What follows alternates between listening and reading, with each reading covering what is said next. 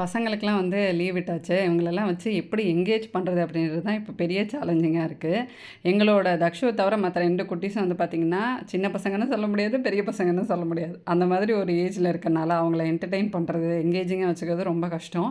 அவங்களுக்கு பிடிச்ச ஸ்நாக்ஸ் பண்ணி கொடுக்கறது, ஒரு கெட் டுகெதர் மாதிரி டைம் ஸ்பெண்ட் பண்ணுறது, டிவி பார்க்குறது இந்த மாதிரி தான் வந்து டைம் போயிட்டுருக்கு.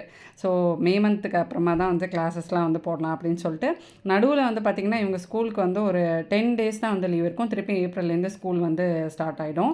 விச் மீன்ஸ் நெக்ஸ்ட் அகாடமிக் இயருக்கு.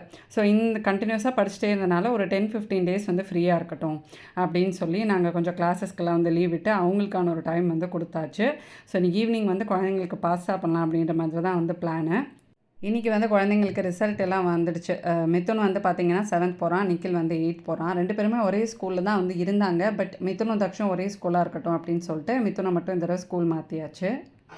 என்ன செக்ஷனு இவனுங்களுக்கு வந்து ரிசல்ட்டை விட இவன் ஃப்ரெண்ட்ஸ் எல்லாம் எந்த செக்ஷன் அப்படின்னு பார்க்குறதுல தான் இங்கே க்யூரியஸாக இருக்கானுங்க. ரிசல்ட் எல்லாம் செகண்டரி தான். 2 பேருமே வந்து பார்த்திங்கன்னா நல்ல மார்க்ஸ் தான் வந்து எடுத்திருந்தாங்க. பட் மிதுனுக்கு மட்டும் வேறு ஸ்கூல் போகிறோம் அப்படின்ற ஃப்ரெண்ட்ஸ் எல்லாம் மிஸ் பண்ணுறோம் அப்படின்னு கொஞ்சம் வந்து கஷ்டம் இருந்தது. தக்ஷு வந்து பார்த்திங்கன்னா ப்ளே குரூப்லேருந்து ஒரே ஸ்கூல் தான் வந்து போட்டிருக்கோம். ஸோ அதனால் அவனை வந்து அதே ஸ்கூல்லேயே கண்டினியூ பண்ணலாம் அப்படின்ட்டு. ஸோ அதனால் மிதுனையுமே வந்து அந்த ஸ்கூலில் சேஞ்ச் பண்ணியாச்சு. 2 பேருமே ஒரே ஸ்கூல் போயிட்டு வந்தால் லீவு, எக்ஸாம்ஸ் எல்லாமே ஒரே ஸ்கெட்யூல் இருக்கும்.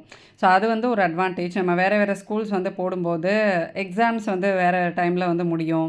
ஸோ அந்த மாதிரி ஒருத்தவங்களுக்கு ஒரு டைம் இருக்கிறப்போ அவளுக்கு வந்து கொஞ்சம் கஷ்டமாக இருக்கும். அதனால் அதுக்கு தான் வந்து பிளான் பண்ணி வந்து மாற்றணும். நாளைக்கு ஒரு இன்ட்ரெஸ்டிங்கான லாங் வீடியோ வரும். ஸோ நம்ம சேனலை வந்து சப்ஸ்கிரைப் பண்ணி வச்சுக்கோங்க. பாய்.